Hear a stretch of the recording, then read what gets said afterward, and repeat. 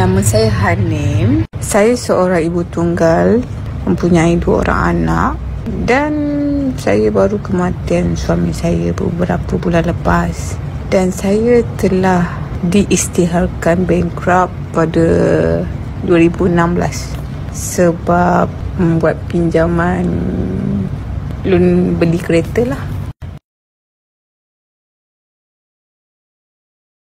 Pada mulanya dapat nombor telefon Cik Ikas ni dalam Facebook. Ketika tu saya tengah scroll Facebook lah, dan saya banyak baca dalam Facebook nak cari information kan pasal kebankrapan ni.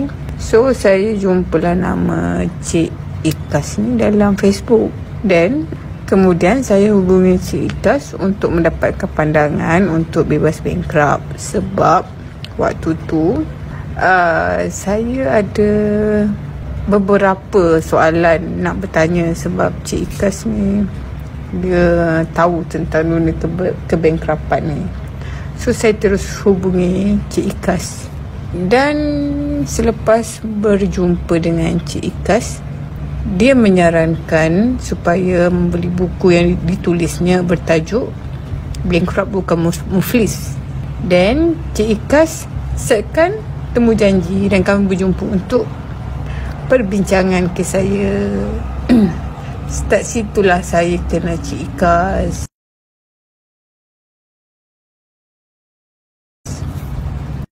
Saya start kenal Cik Ikas ni ketika tu lebih kurang bulan Mac 2023, selepas pengumuman Perdana Menteri yang mengatakan bahawa bankrupt dengan hutang di bawah 50k boleh dibebaskan. Tapi saya muskil dengan amount saya, boleh ke tidak. Dan saya tanyalah Cik Ikas. Okey, lepas tu dah tanya. Lepas tu Cik Ikas cakap, dan hasil siasatan dia lah kan, sebab dia lebih arif, baki hutang saya ketika itu lebih daripada 50k dan tidak termasuk di bawah tawaran bebas bankrupt yang diumumkan Perdana Menteri. So Cik Ikas ada menyarankan untuk membuat pembatalan kebankrapan di bawah Seksyen 105 Akta Insolvensi, iaitu untuk pembayaran jumlah hutang sepenuhnya. Namun awal bulan Mac tu, waktu saya jumpa Cik Ikas tu, saya tak adalah sampai RM50 kan untuk membayar sepenuhnya hutang tersebut. So saya tak jadilah meneruskan tindakan untuk mohon bebas bankrupt tu. Saya memang tak ada apa-apa persediaan, tak ada plan pun nak buat bebas bankrupt kan. Dan pada satu hari tu, tiba-tiba ada satu peristiwa yang mengejutkan berlaku pada saya dan keluarga saya. Lepas tu saya baru terfikir dan saya tekad. Lebih kurang penghujung Julai 2023 yang lepas, suami saya telah meninggal dunia, dan saya tekad untuk keluar daripada dunia kebankrapan atas sebab-sebab tertentulah untuk saya dan anak-anak, dan atas sebab bimbang lah, sebab dia suami dah tak ada. Lepas tu kita ni kena uruskan segala harta pusaka. Saya takut dengan status bankrupt saya akan terhalang. Maka saya terfikir dan saya ingat balik dengan Encik Ikas. Lepas tu saya hubungi Encik Ikas untuk mendapatkan pendapatnya. So Encik Ikas mencadangkan saya supaya meneruskan permohonan pembatalan kebankrapan menurut Seksyen 105 Akta Insolvensi, tetapi beliau berjanji akan memohon pengurangan daripada pihak bank. Itu dah macam wow, okey lah. Ketika itu jumlah hutang saya total berjumlah lebih 60k. So Cik Ikas tolong saya untuk buat permohonan lah dengan bank tersebut untuk buat permohonan pengurangan. So memang Cik Ikas ni banyak bantu saya untuk proses pengurangan, proses segala-gala proses lah untuk menjayakan dan mendapatkan tawaran pengurangan. Akhirnya selepas Cik Ikas buat semua kan, so saya dapat tawaran separuh daripada harga asal untuk dilansaikan dengan pihak bank lah. So saya rasa macam alhamdulillah sangat. Oh tidak, dia tak termasuk fee jabatan asuransi. Yang separuh pengurangan saya 30,000 saja. Itu tak termasuk fee asuransi lah. Tetapi Cik Ikas berjaya membuat surat dengan pihak jabatan asuransi dan akhirnya setelah mengambil kira bayaran ansuran bulanan saya dengan jabatan asuransi sejak beberapa tahun yang lepas, saya hanya disuruh bayar RM20,000 lebih saja bagi menyelesaikan penuh dengan bank termasuk fee asuransi. So saya sangat-sangat bersyukur sangatlah. Dan Cik Ikas telah banyak membantu saya dengan memberi kearahan dan mendapatkan bantuan nasihat daripada pegawai asuransi supaya tindakan bayaran dapat dibuat mengikut peruntukan undang-undang asuransi. Alhamdulillah, saya berjaya melunaskan bayaran saya RM20,000 lebih itu dengan jabatan asuransi bagi melunaskan semua hutang saya dengan pihak bank yang membengkrakkan saya termasuk jumlah asuransi. So, memang dengan bantuan Cik Ikas sangat-sangat mudah dan sangat yakinlah. Saya sangat berpuas hati dengan cara Cik Ikas bekerja dan membantu orang. Oh tidak. Selepas saya dah membuat bayaran penuh RM20,000 lebih tersebut, saya menerima surat pengesahan pembayaran daripada jabatan asuransi bersama sekeping resit rasmi bayaran. Barulah saya kena buat kerja sendirilah kan, sebab saya tak hire lawyer. Saya kena buat permohonan perintah pembatalan di Mahkamah Tinggi bagi membatalkan perintah kebengkrapan saya. So, saya sendirilah turun naik mahkamah atas bantuan Cik Ikas. Kalau tidak, saya pun tak pandai.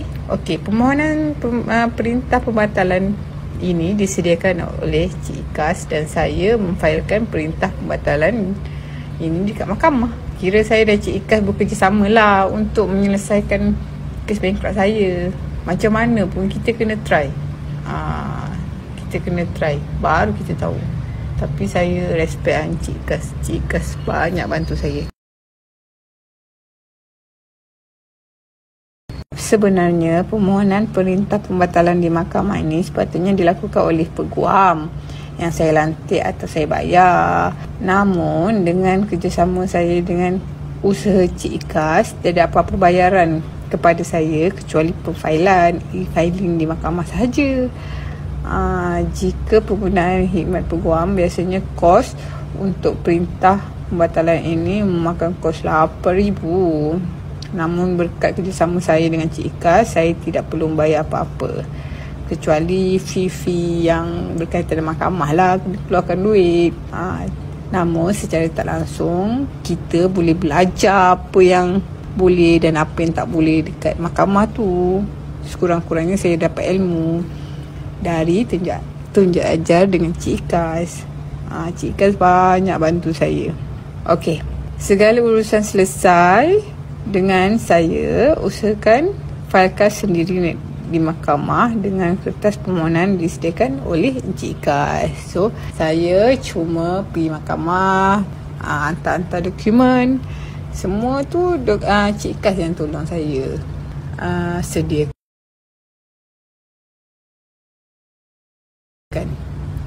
Okey, pada hari ini 10 Oktober 2023, sebentar tadi lebih kurang jam 4.30 petang lah, Cik Ikas telah menghantar email kepada saya yang menunjukkan perintah bersih dan bermeterai daripada Mahkamah Tinggi Shah Alam yang menyatakan bahawa perintah kebengkrapan terhadap saya telah dibatalkan bertarikh hari ini 10 hari 10 2023. Happy tak?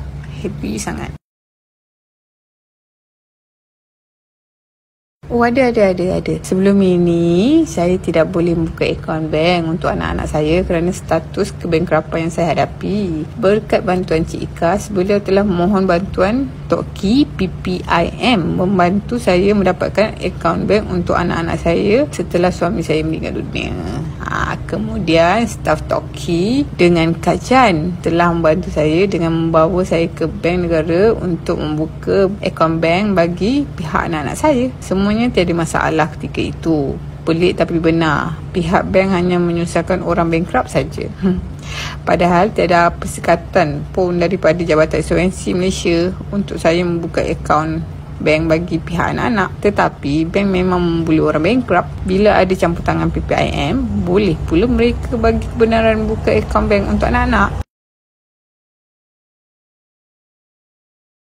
Dalam kisah saya mengenali Cik Ikas dan penghargaan segala bantuan yang dia telah salurkan kepada saya tak boleh nak kata. Sebab bantuan dia bagi saya amat bermakna. Sebab Cik Ikas ni ibarat perantaraan.